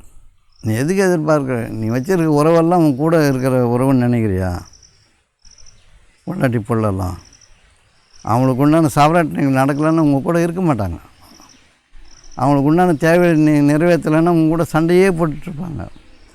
அப்போ கொடுக்கல் வாங்கல், பொருளாதார நிலைமை, இதெல்லாம் தான் உங்களை உறவை தீர்மானிக்குது. உண்மையான உறவு என்பது நமக்குள் நாம் வாழ்வது. நமக்கு நாம் தவிர நண்பனும் இல்லை, பகைவனும் இல்லை. என்னை தவிர எனக்கு நண்பனும் இல்லை, பகைவனும் இல்லை. என்னோடு நான் வாழும் காலம் மிக குறைவாக இருக்கிறது, பிறரோடு வாழும் காலம் அதிகமாக இருக்கிறது. பிறர் கைவிட்டு செல்வார்கள், என்னை நானே கைவிட முடியாது.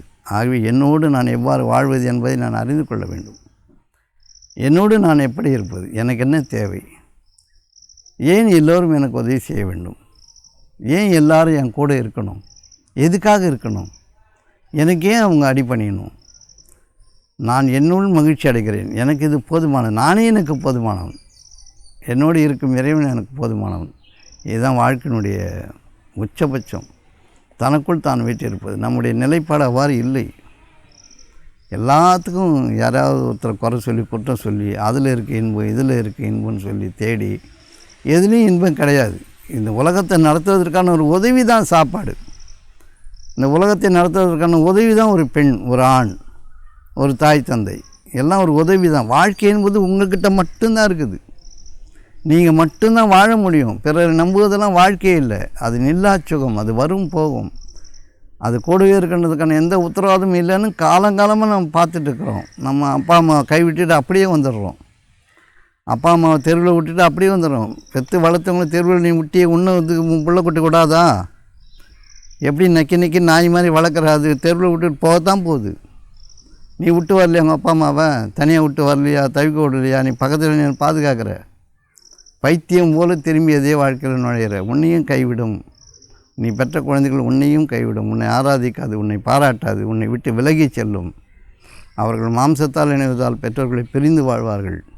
இதை பார்க்கறது தானே. அப்புறம் என்ன போய் ரொம்ப தாய் தந்தைக்கும் பணிவிடை செய்யணும், பிள்ளைகளுக்கும் பணிவிடை செய்யணும், அக்கம் பக்கத்துக்கும் பணிவிடை செய்யணும், குருமார்களுக்கு பணிவிடை செய்யணும்.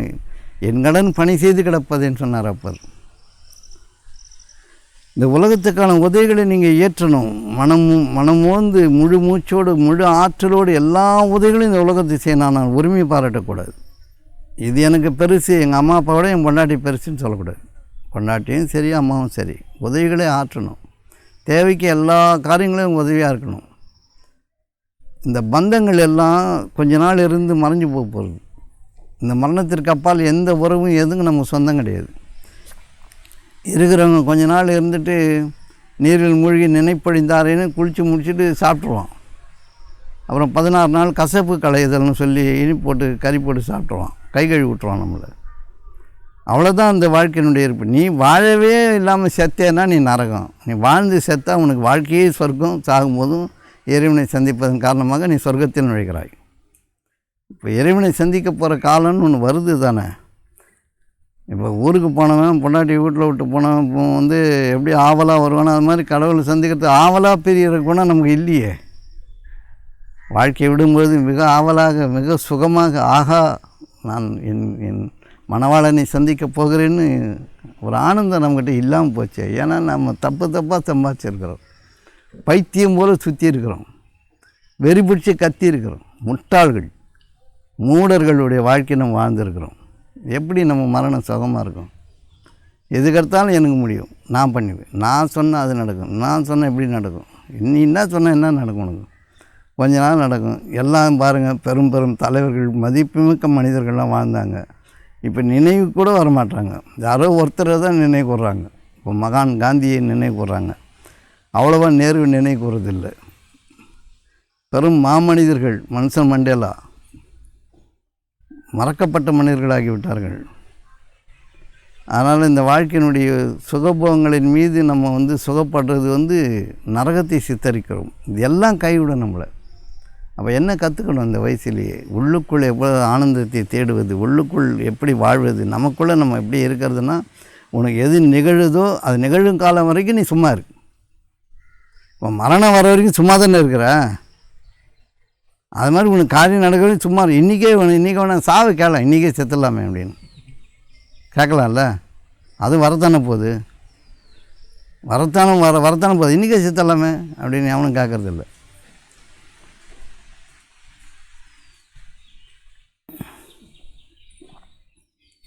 அப்படி யாரும் விரும்புறது கிடையாது. எதிர்காலத்தை இப்போவே இழுத்து பிடிக்கிறதுக்கு அவ்வளோ ஏக்கம் இருக்குது. எதிர்காலத்தில் மரணம்னு ஒன்று இருக்குது, இழுத்து பிடியா.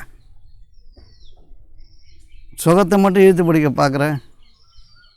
மரணம் ஒரு பெரும் சுகம் என்பதை நாம் அறியவில்லை. ஆகவே நாம் பயப்படுகிறோம், அஞ்சுகிறோம். செத்துறோமோ செத்துறோம், நோ டவுட். ஆனால் ஆனந்தமாக சாகணும், அது லட்சியம். அது என்ன வேணும், என்ன சேர்க்கணும்.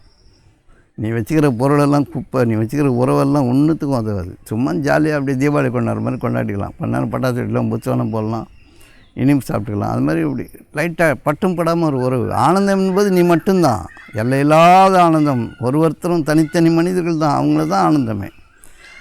அவ்வாறு தான் நாம் படைக்கப்பட்டு இருக்கணும். ஆனந்தத்தில் ஜனித்தும் ஆனந்தமாகவே இருக்கணும். நம்முடைய எதிர்பார்ப்புகள், நம்முடைய இச்சைகள், ஆசாபாசங்கள், தேவைகள் எல்லாத்தையும் இன்னொருத்தர் காலடியில் வச்சுருக்கோம்.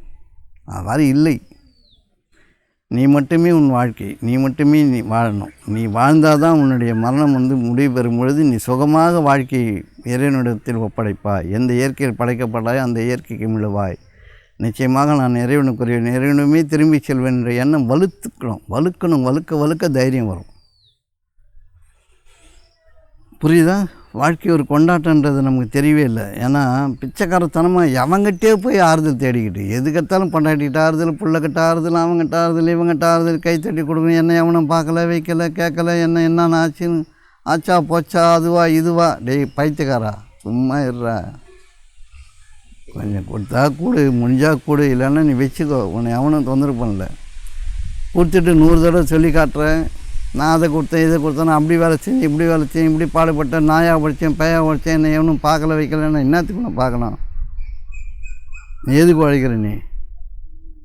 நீ தியாகம் பண்ணிவிட்டு எல்லோரையும் காயப்படுத்துறதுக்கா? உன்னுடைய தியாகம் எவன் கேட்டான்? நீ சின்ன குழந்தைய பற்றி வளர்க்குறான், நான் ரொம்ப கஷ்டப்பட்டேன்னு சொல்கிறாங்களே, விட்டுற வேண்டியதானே? நீ விட முடியாது, நீ வளர்த்தே ஆகணும். அது இயற்கையினுடைய நெருக்கடி. உன் குழந்தைய நீ பார்த்தே ஆகணும், நீ சோறு கொடுத்தே ஆகணும். அது உனக்கு பயன்படலான்றது நீ அதன் மீது ஏற்று தான் உன்னை காயப்படுத்துது. நீ சாப்பாடு கொடுத்து படிக்க வச்சு அதை ஆளாக்கி வளர்த்து விடுற வரைக்கும் உன் வேலை இருக்குது. அதுக்கப்புறம் உனக்கும் இறைவனுக்கும் தான் வாழ்க்கை இருக்குதே தவிர, இறைவன் நோக்கிய வாழ்க்கை இருக்குதே தவிர புள்ளக்குட்டி கூட உனக்கு வாழ்க்கை கிடையாது. அந்த விடுதல் வேணும். நீ தான் அம்மா அப்பா விட்டு வந்துட்டிய. அந்த முட்டாள்தனத்தை தான் நீ முதல்ல திரும்பி இன்னொரு முட்டாள் மாதிரி உன் உள்ளக்கிட்ட எப்படி எதிர்பார்க்கலாம்? நீ தான் விட்டு வந்துட்டிய, வந்தியா இல்லையா? பெரும்பாலும் அவங்க வந்துடுறாங்கல்ல. இன்னும் பார்த்தீங்கன்னா இருக்காங்க, அம்மா காலத்தை டெய்லிக்கு கால் காமிக்க விட்டு குளிக்க வச்சு துணியெலாம் கட்டி விட்டு அதுக்கெல்லாம் நரிச்சி வச்சுருவான். இல்லை அது பேர் என்ன, முதியோர் இல்லத்தில் சேர்த்து விட்ருவான், இல்லை ஆள் போட்டுருவான். பக்கத்துல இருந்து பார்க்க முடியாது. ஒரு தாய் அப்படியே வளர்த்தா ஒன்று. ஆகவே அந்த தாய் அதை எதிர்பார்ப்பது தப்பு. அவங்க சேர்க்க வேண்டியதை சேர்த்துருந்தால் யாருடைய உதவியும் நமக்கு தேவைப்படாது. உடம்பு ஆற்றலோடு இருக்கும், வலிவோடு இருக்கும். மரணம் வருங்காலம் டக்குன்னு முடிஞ்சிடும். சுகமான வாழ்க்கைக்கு சொந்தக்காரர்கள் நாம். அதன் மீது நாம் ஆனந்தம் கொள்ள வேண்டும். இந்த வாழ்க்கையை நாம் ரசிக்க வேண்டும், ருசிக்க வேண்டும். இறைவன் நம்மை ஆனந்தத்தில் படைத்திருக்கிறான். ஆகவே ஆனந்தமாக வாழ்ந்து ஆனந்தமாக விடுதலை பெற வேண்டும். அதுக்கு முன்னாடி இது எல்லாத்தையும் விடுதணும். நமக்குள்ளவே நம்ம மகிழ்ச்சியை கண்டெடுக்கணும்னு சொன்னால், பிறர் நமக்கு துன்பம் தரும் பொழுது அவர்களை நாம் ஆசீர்வதிக்க வேண்டும். பிறர் நம்மை நெருக்கடிக்குள்ளாக்கும் பொழுது அவர்கள் மீது நாம் இரக்கம் கொள்ள வேண்டும், கருணை கொள்ள வேண்டும். அந்த கொள்ளணும். அது அந்த தவறான காரியத்தை தானே சீராக்கும். முயற்சி பண்ணி பாருங்கள். அதனால தான் ஏன் சொன்னேன், ஒரு கணத்தில் அடித்தா இன்னொரு கணத்தை காட்டு. நம்ம சட்டம் பேசுகிறோம் இல்லை. மிக பெரும் துன்பங்கள் நடக்கிறது கடவுளுக்கு தெரியாமல். நான் கடவுள்னு ஒன்று நம்புறீங்கன்னா கடவுளுக்கு தெரியாமல் உனக்கு துன்பம் நடக்குமா? நீ எல்லாருமே கடவுளை நம்புகிறோம். ஒருத்தருக்கு பெரும் துன்பம் நிகழ்வது இறைவனுக்கு தெரியுமா தெரியாதா? இதுதான் கேள்வி. பெரும் துன்பம் ஒருத்தருக்கு நிகழும் பொழுது அது இறைவனுக்கு தெரிஞ்சு நிகழுமா தெரியாமல் நிகழுமா?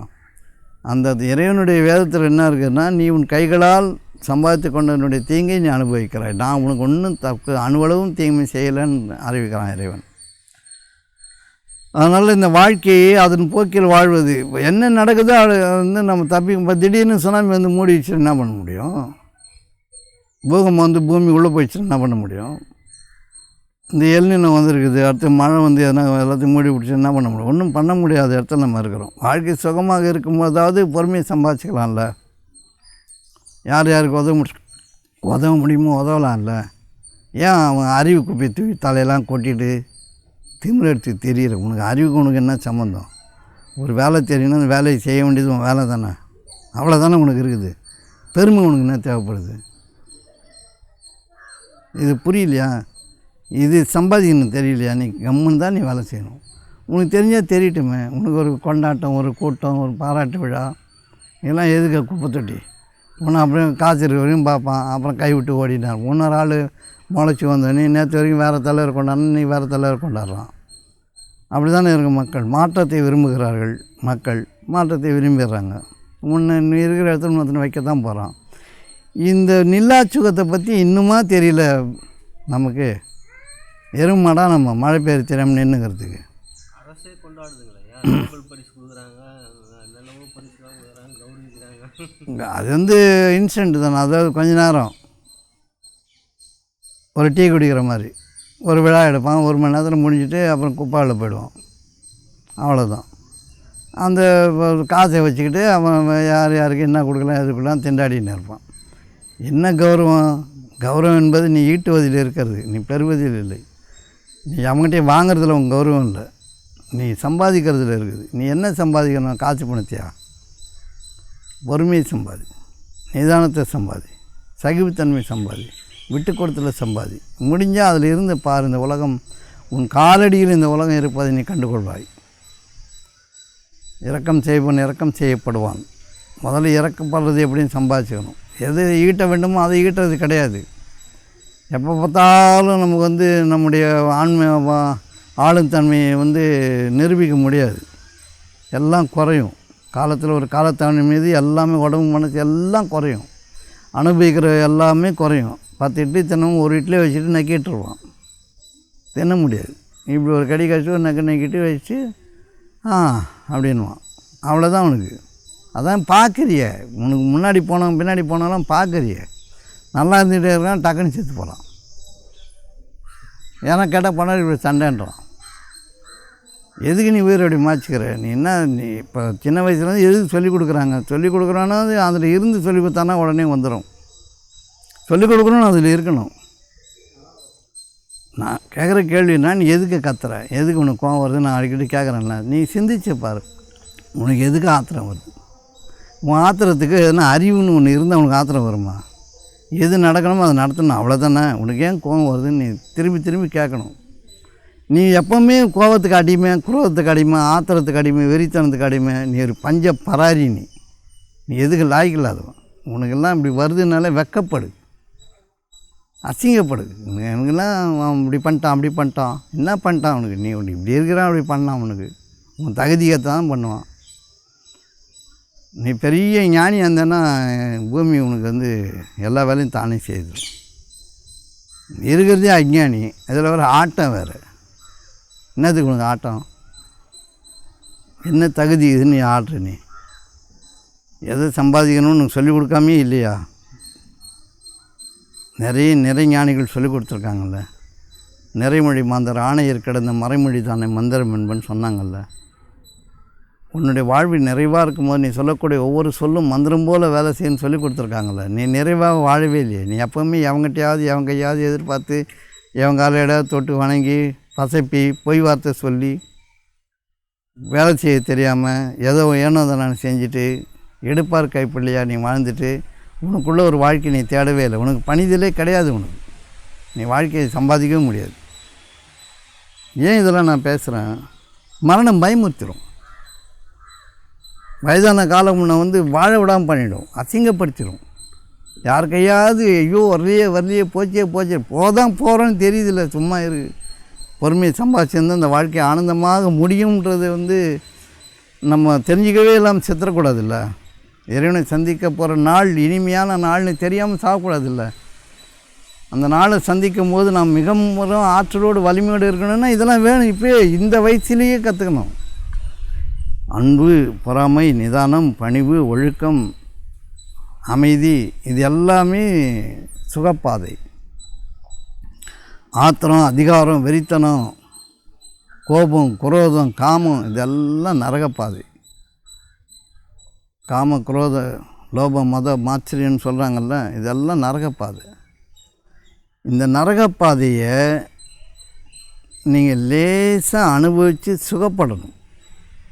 இதெல்லாம் லேசாக அனுபவிக்க வேண்டிய விஷயங்கள், சுகமாக்கலாம். பொறுமை நிதானம் நீங்கள் அதில் இருக்கும்போது நீங்கள் அதை அனுபவிக்க முடியாது. அதுவாகவே நீங்கள் இருப்பீங்க.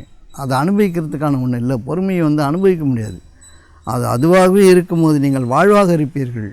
நரகப்பாதை என்பது காம, குரோத, லோபம், மதம், மாத்திரம் என்பதை நீங்கள் அனுபவிக்கணும். லேசாக அனுபவிக்கணும். காமத்தை லேசாக அனுபவிக்கணும், கோபத்தை லேசாக அனுபவிக்கணும், சுகமாக இருக்கும். பொறுமை, நிதானம், அன்பு, இரக்கம் எல்லாம் அனுபவிக்கிறது கிடையாது, அதுவாகவே இருக்கணும். அதுவாக இருக்கும்போது நீங்கள் ஆனந்தத்தில் இருப்பீர்கள். ஆனந்தம் என்பது அனுபவிக்கப்படுவதில்லை, அது ஒரு பரவச நிலை. அது நீங்கள் அனுபவிக்கவே முடியாது. நீங்கள் அங்கே இருக்க மாட்டீங்க. அதை வித்தியாசம் புரிஞ்சுங்க. நீங்கள் அங்கே இருக்க மாட்டீங்க. உங்களுடைய ஐடென்டிட்டி அங்கே இருக்காது. நான் இருக்கிறேன் என்ற எண்ணம் இருக்காது.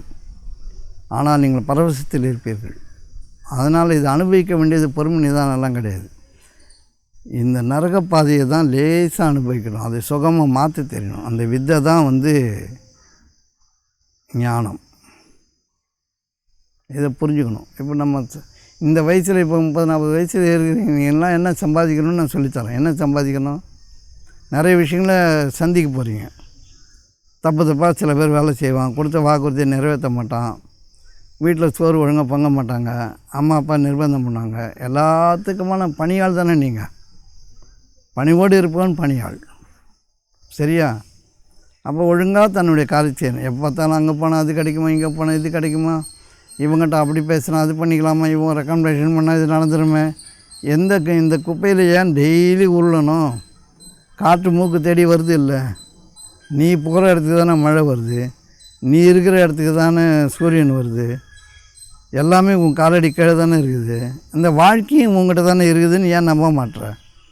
வாழ்க்கை மட்டும் வேறு எவன் கையிலே இருக்குது, வேறு பொண்ணுக்கிட்ட இருக்குது, அம்மா கிட்ட இருக்குது, அப்பா கிட்ட இருக்குது, சொந்த பந்தக்கிட்ட இருக்குது. ஏன் இப்படி குப்பை மாதிரி நம்புகிற?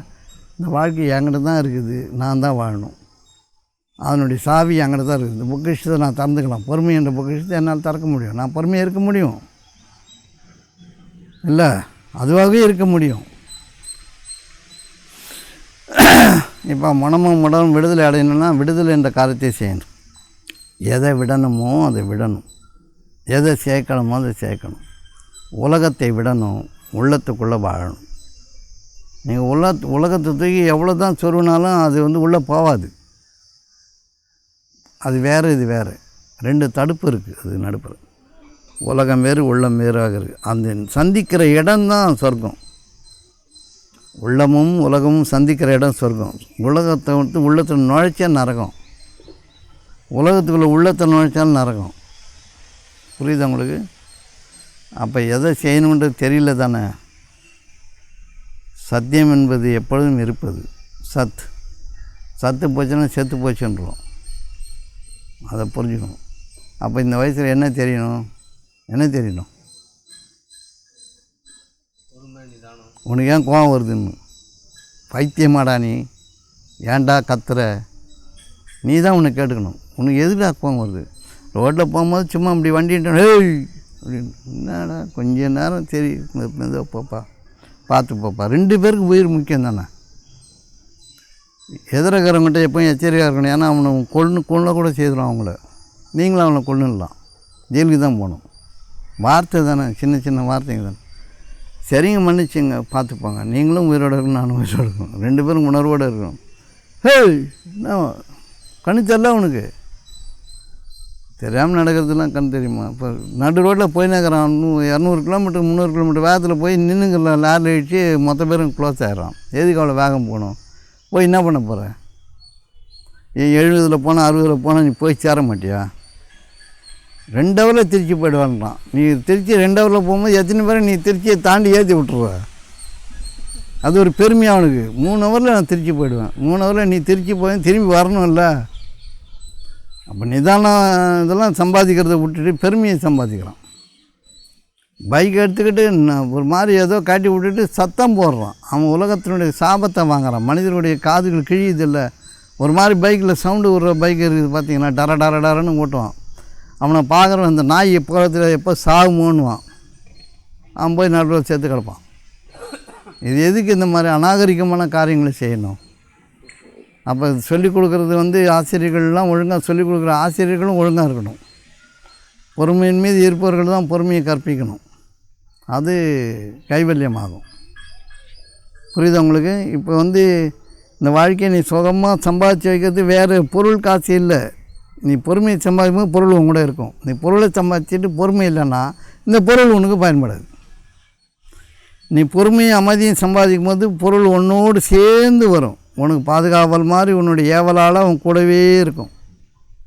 பொறுமை இருக்கும் வரை பூமி உன்னோடு இருக்கும். பொறுத்தார் பூமி ஆழ்வார் அப்படின்னு சொன்னாங்க. பொறுத்தார் பூமி ஆழ்வார். பூமியை ஆள்பவர்களாக அவர்கள் இருப்பார்கள். பூமியை தேடுபவர்களாக அவர்கள் இருக்க மாட்டார்கள். பூமியை தேடி கடைசி வரைக்கும் தேடி சாகிறவன், கண்ணு முழிச்சு சம்பாதிக்கிறவன்லாம் இருக்கிறான். வாழ்க்கை அனுபவிக்கிறதே கிடையாது. ஆகவே பொறுமையின் மீது நம்ம வாழ்வதை இப்பொழுதே கற்றுக்கணும், சின்னதுலேருந்தே கற்றுக்கணும். அப்போ பூமி கூடவே வருன்றது நீங்கள் பார்த்துங்க. பூமி அப்படித்தான் எல்லா மகான்களுக்கெல்லாம் பூமி வருது. அந்த பொறுமை மீது இருக்கும்போது பூமி உனக்கு நீ ஆளக்கூடிய நிலைமையில் ஒன்று ஆக்கி விடுது. இல்லைன்னா நீ தேடக்கூடிய நிலைமையில் வச்சுடுது. நீ பொருளெல்லாம் தேடி சம்பாதிச்சு வச்சுக்கோ, பொறுமை இல்லைன்னா 10 விஷயம் உனக்கு பயன்படாது. ஈஆர் தேட்டி தீயார் கொள்ளுதல். புரியுதா உங்களுக்கு? அப்போ இப்படியாவது அறிவு பெறணும். என்ன அறிவு பெறணும்? மறைவானவற்றின் மீது அவசரப்படாதீர்கள். கருவி அறிவியலை திறமாக செய்யுங்கள். கருவி அறிவியல்னால் எப்படி ஒரு கிணறு தோண்டணும், எப்படி வீடு கட்டணும், எப்படி ஒரு பம்பு ரிப்பேர் பண்ணணும், எப்படி ஒரு ராக்கெட் செய்யணும், இதெல்லாம் கருவி அறிவியல். திறமையோடு இருக்கணும். அதோ ஒரு மனிதனுடைய உள்ளத்தில் கலக்கும் பொழுது மறைவான அறிவு. அவன் என்ன நிலைமையில் இருப்பான், என்ன பேசுவான், என்ன பேச தெரியாது, கோபத்தில் இருக்கானா, என்னென்னு ஒன்றும் புரியாதனால பணிவோடு இருங்கள். மென்மையாக பேசுங்கள். மெதுவாக அறிந்து கொள்ளுங்கள். அது உங்களுக்கு மூடப்பட்டு இருக்கிறது. மனிதனுடைய மனம் ஒவ்வொருத்தருக்கும் மூடப்பட்டு, பொண்டாட்டியுடைய மனமும் கணவனுடைய மனமும் தாயினுடைய மனமும் தந்தையினுடைய மனம் மூடப்பட்டிருக்கு. என்ன நிலைமையில் இருக்குன்னு தெரியாது. மறைவான அறிவு அது. அப்போ நீங்கள் பணிவோடு இருக்கணும். புரியுதா இது? அப்போ என்ன சம்பாதிக்கணும்? காசு பணமா? பொறுமை சம்பாதிச்சா காசு பணம் கூடவே வரும். உன் அறிவு ஒன்று வாழ வைக்காது. கருவி அறிவியல் காசு கொடுக்கும், ஒரு அளவுக்கு தான் கொடுக்கும். கருவி அறிவியலோடு சேர்ந்து பொறுமையை சம்பாதி. பூமி உனக்கு ஆளும் தன்மையில் வந்து உட்காரும். நீ ஆளக்கூடிய தன்மையில் உனக்கு காலடியில் கிடக்கும். நீ இட்ட பணியை செய்வதற்கு ஏராளம் இருப்பார்கள். உதவியாளர்கள் நிறைந்திருப்பார்கள். புரியுதா உங்களுக்கு? பெரிய அறிவாளி என்னத்தை பண்ண போகுது? அறிவை ஆளுபவன் அறிவை மட்டும்தான் ஆளணும். பூமி ஆள முடியாது. ஆகவே இந்த மாதிரி கூற்றுக்களை சொல்லி 4 காசு சம்பாதிச்சிக்கோ, 4 பேர் மதிக்கணும். 4 காசு சம்பாதிச்சா 4 பேர் மதிப்பானா? பொறாமையில் உங்களை பொசிங்க போயிடுவான். அவனுக்கெல்லாம் வாழ் வந்துச்சு பாருன்னு சாபம் விடுவான். பொறுமையை சம்பாதிக்கணும். எவனும் திருட முடியாது. தெரியுமா உங்களுக்கு? காசு பணத்தை சம்பாதிச்சு திருடிடலாம். பொறுமையை சம்பாதிக்கிறவனை பொறுமையை திருட முடியும்? உன்னுடைய அன்பை திருட முடியுமா? எதையும் திருட முடியாது. மறைவான அறிவை திருடவே முடியாது. மறைவான ஞானத்தை யாராலும் திருட முடியாது. வெளிப்படையான பொருளை இருந்து எல்லோரும் திருடலாம், எல்லோரும் கை வைக்கலாம். யார் வேணால் போகும்போது 2 மாங்காய் படி தின்னு போயிடலாம். உனக்கு பொறுமையை யாரும் பிடுங்க முடியாது. ஆனால் எதை சம்பாதிக்கணும் இல்லை? அப்போ ஏன் வயதான காலம் ஐயோ ஐயோன்னு போகுது? அவனுக்கு ஐயோ அப்படின்றார் இயேசு. இந்த மாதிரி வாழாதவனுக்கு ஐயோ தான். நம்ம பயப்படணும். இந்த மரண காலம் வரும் என்பதை நீ அறிந்தே இருக்கணும். அது எப்போ நிகழுன்னு வேறு தெரியாது. சின்ன வயசே பெரிய வயசு, அது யாருக்கு எப்போ நிகழுன்னு தெரியாது. ஆனால் வயசானவன் தான் சாவன்றதுக்கு எந்த உத்தரவாதமும் கிடையாது. 90 வயசு வரைக்கும் நல்லா போண்டா தின்னுன்னு சுத்தினுக்கிறவங்களாம் இருக்கிறான். 20-30 வயசுல எதையும் தின்ன முடியாமல் நவுந்துங்கிறவனும் இருக்கிறான். ஆனால் நீங்கள் வாழ்க்கை நல்லா இருக்கும் போதே சம்பாதிக்கிறத ஒழுங்காக சம்பாதிச்சுங்க. நிகழ்காலம் என்பது காலையில் கண் முழிச்சது நைட்டு வரைக்கும் நிகழ்காலம்தான். நாளைக்கு கண் முழிக்கும் போது அது நிகழ்காலம். இது இப்போ நேற்று இறந்த காலம். அப்போ நிகழ்காலத்தின் மீது நம்ம முழுசாக வாழணுன்னா காலையில் கண் முழிச்சது தூங்குகிற வரைக்கும் நிம்மதியாக வேலை செஞ்சு நிம்மதியாக இருக்கணும். புறம் பேசி அசிங்கம் பண்ணி ஆத்திரப்பட்டு குதித்து கூத்தாடி தன் பெருமை நிலைநாட்டி இந்த மண்ணாங்கட்டி வேலையெல்லாம் செய்துட்டு தெரியாதீங்க. எவனா எதுனா சொன்னால் சரிப்பா போப்பா விடுப்பான், நல்லாயிடும், சரியாயிடுப்போம், சரி பண்ணிக்கலாம், ஒன்றும் பிரச்சனை இல்லை. இப்போ இதெல்லாம் கூட அது சரியாயிட போகுது. சரியாயிடுமா இல்லையா? இந்த பொறுமை உனக்கு பூமி ஆளக்கூடிய தன்மையை தரும். நான் அப்படி பார்த்ததில்லை, நான் அப்படி கேட்டதில்லை, நான் அப்படி செய்ததில்லை, நான் என்னைக்கு இது மாதிரி அனுபவிச்சதில்லை. இதெல்லாம் உன்னுடைய பெருமை தானே தவிர உனக்கு உண்டானது கிடையாது. அது நீ வீணாக ஒரு இட்டு கட்டுற செய்திகளை நடக்குது, அவ்வளோதான். நடக்குது, அவ்வளோதான். எதையும் கட்டி பிடிச்சி பொருள்லாம் சேர்த்து வைக்க முடியாது. சேர்த்து வச்சா ஈயார் தட்டு தீயார் கொள்வர் தான். அந்த தீயார் உங்கள் பிள்ளைங்களாம் கூட இருக்கலாம், பொண்டாட்டியை கூட இருக்கலாம். தூங்கும் போதே தலையை கல்லை தூக்கி போட்டு கொண்டு வரலாம். தீயார் வெளியில் தான் வருவாங்கன்னு தெரியாது. நீ வாழ்கிற வாழ்க்கைக்கு அடையாளம் வீட்டிலே பார்த்துருவேன். அதனால் எங்கேருந்தோ நமக்கு துன்பம் வரும்னு நினைக்காதீங்க. காலை சுற்றினா பாம்பாக பக்கத்திலே இருக்குது எல்லாமே. அது எந்த நேரம் கடிக்குன்னு தெரியாது. சம்பாதிக்கணும், சம்பாதிச்சுக்கோ. விடுதல் என்பதிலிருந்து தொடங்கி பொறுமை, நிதானம், அன்பு, இரக்கம் இதெல்லாத்தையும் சம்பாதிங்க. என்னுடைய கேள்வி உனக்கு இனிமேல் கோவம் வந்ததுன்னா, ஏன்டா நாயை உனக்கு கோவம் வருதுன்னு நீங்களே கேட்டுங்க. இது ஆரம்ப புள்ளி. உனக்கு ஏன் கோவம் வருது? நீ எதுக்கு தகுதி, நீ எதுக்கு லாய்க்குன்னு உனக்கு தெரியுமா தெரியாதா? யாராவது உனக்கு சொன்னால் ஏன் அரிக்குது உனக்கு உடம்பு, மனசு ஏன் பிடுங்குது? நீ அவ்வளோ பெரிய அப்பாட்டக்கராக இருந்தால் நீ போய் தனியாக வாழ வேண்டியது தானே. உன் வாழ்க்கையை நீ பார்த்துக்கலாம்ல. நீ தான் வேலைக்கு போகிறல்ல, குறைய இல்லையா? உனக்கு ஏன் கோவம் வருது? சொன்ன வேலை செய்ய வேண்டியது தானே. இது பொறுமை சம்பாதிக்கான புள்ளியை நான் தொட்டு கொடுக்குறேன். எங்கே நீ அழுத்தப்படுகிறாயோ அங்கே நீ பொறுமையாயிரு. ஏன் அழுத்தப்படுகிறான் என்பதை அறிந்து கொள். நீ கூராய்வு செய்து பாரு. உன்னை நீ எதுக்காக வந்திருக்கியோ அந்த வேலையை கரெக்டாக செய். இப்போ நான் அந்த இடத்துல உட்காந்து நான் அந்த வேலையை சரியாக செய்யாமல் ஊருக்கதை பேசி நீ எதாவது பேசினா நல்லா இருக்குமா? அப்போ நீ வேலைக்கு போன இடத்துல நீ ஒழுங்காக வேலை செய்யணும்ல. எந்த வேலைக்கு நீ ஆக்கப்பட்டாயோ அந்த வேலையை ஒழுங்காக செய்யணும்ல. வேணுமானம்மா பின்ன என்ன இருக்குது? அதில் தான் நீங்கள் சம்பாதிக்க வேண்டியது இருக்குது. நீ செய்கிற வேலையில் தான் உன்னுடைய வாழ்க்கையே இருக்குது. நீ பொறுமையாக, நிதானமாக, அன்பாக, இரக்கத்தோடு, தூய்மையாக நீ வேலையை செய்து முடிக்கிற வரைக்கும் நிகழ்காலம் தான் உனக்கு. நிகழ்கின்ற காலம் உனக்கு நிம்மதியாக இருக்கணும்னா நீ உன்னுடைய எல்லா அறிவுகளையும் பயன்படுத்தி, எல்லா ஞானத்தையும் பயன்படுத்தி அந்த கருவி அறிவுகளை நீ செய்யணும். அதன் மீது, மறைவான அறிவின் மீது நீ வாழணும். அவ்வளோதான். யாருக்கா இப்படி வேலை செய்ய தெரியுதா? தன்னுடைய அறிவை நுழைக்கிறான். அது அப்படி தான் இருக்கும், இது இப்படி தான் இருக்கும். இல்லைங்க அப்படி இருக்காதுங்க.